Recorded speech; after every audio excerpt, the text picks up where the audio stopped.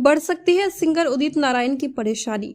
मानवाधिकार आयोग में याचिका दाखिल। बॉलीवुड के प्रसिद्ध प्लेबैक सिंगर उदित नारायण की मुश्किल बढ़ सकती है। बता दें कि उदित नारायण की पहली शादी वर्ष 1984 में रंजना झा से हुई थी, लेकिन उदित नारायण ने मुंबई जाने के बाद नेपाली सिंगर दीपा गातराज से शादी रचा ली। ऐसे में रंजना झा पत्नी का दर्जा प्राप्त करने एवं अपने अधिकारियों के लिए वर्षों से संघर्ष कर रही हैं।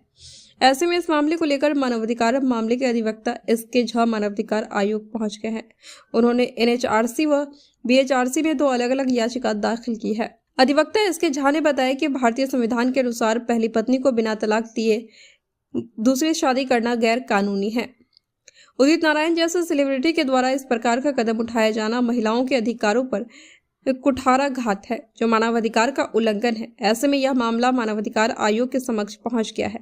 वहीं उदित नारायण की मुश्किलें बढ़ती हुई नजर आ रही है। पूरा मामला यह है कि बॉलीवुड के पार्श्व गायक श्री उदित नारायण झा, जो कि 1984 में बिहार के रंजना झा के साथ में उनकी पहली शादी हुई थी। उसके बाद में वे मुंबई चले गए और वहां पर उन्होंने नेपाल की एक सिंगर दीपा से उन्होंने शादी कर लिया और इस शादी को उन्होंने गौन कर दिया।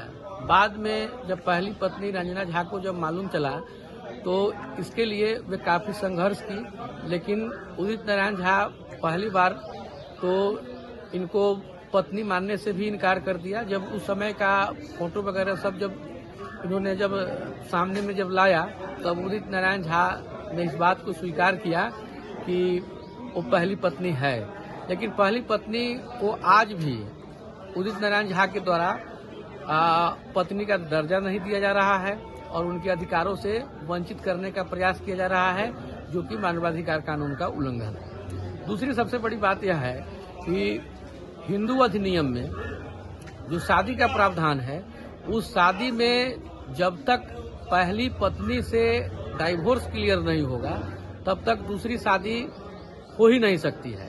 यह पत्नी पर भी लागू होता है और यह पति पर भी लागू होता है। तो पति भी बिना डाइवोर्स की दूसरी शादी कर नहीं सकते हैं और पत्नी भी बिना डाइवोर्स की दूसरी शादी कर नहीं सकती है। तो यह कानून उदित नारायण के लिए अलग से तो नहीं बनता है कि उदित नारायण बहुत बड़े सेलिब्रिटी हैं तो उनके लिए एक अलग से कानून बन जाएगा और एक सामान्य आदमी के लिए अलग से कानून बन जाएगा। कायदे से उदित नारायण बीएनएस कानून के 82 क्लॉज 1 के दूसरी बात यह है कि हमने मानवाधिकार आयोग में इसके लिए 2 पिटीशन हमने दाखिल किया है, एक राष्ट्रीय मानवाधिकार आयोग नई दिल्ली और एक बिहार राज्य मानवाधिकार आयोग पटना के समक्ष। और हमने यह डिमांड किया है कि इनकी दूसरी जो शादी है, चूंकि पहली शादी तो बिना डाइवोर्स के हो गया, तो दूसरी शादी ऑलरेडी शून्य शादी हो जाएगी। और इतना ही नहीं, दूसरी शादी गैर कानूनी शादी भी मानी जाएगी। तो दूसरी शादी को शून्य कर दिया जाए और दूसरी शादी को गैर कानूनी हो और पहली शादी तो वैध है ही, वह कंटिन्यू रहे। और जो रंजना झा जो संघर्ष कर रही है न्याय के लिए, उनको पत्नी का दर्जा मिले और उनके जितने भी उनके मानवाधिकार हैं वह जो है सो मिले। और इसके लिए मानवाधिकार आयोग को इसमें सख्त होने की जरूरत है, नहीं तो मालूम चलेगा कि सारे सेलिब्रिटी के लिए अलग अलग कानून बनना शुरू हो जाएगा और सारे सामान्य आदमी के लिए अलग अलग कानून बनना शुरू हो जाएगा।